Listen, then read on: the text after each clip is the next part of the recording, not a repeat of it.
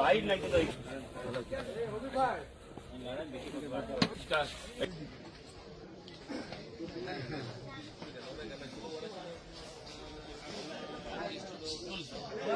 একদিনের জন্য সকালে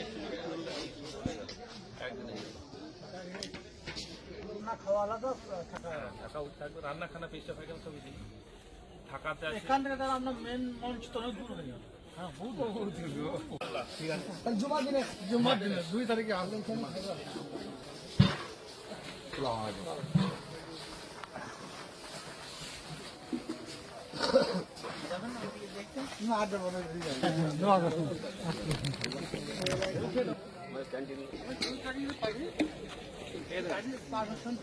আসবো নাহলে আমাদেরকেও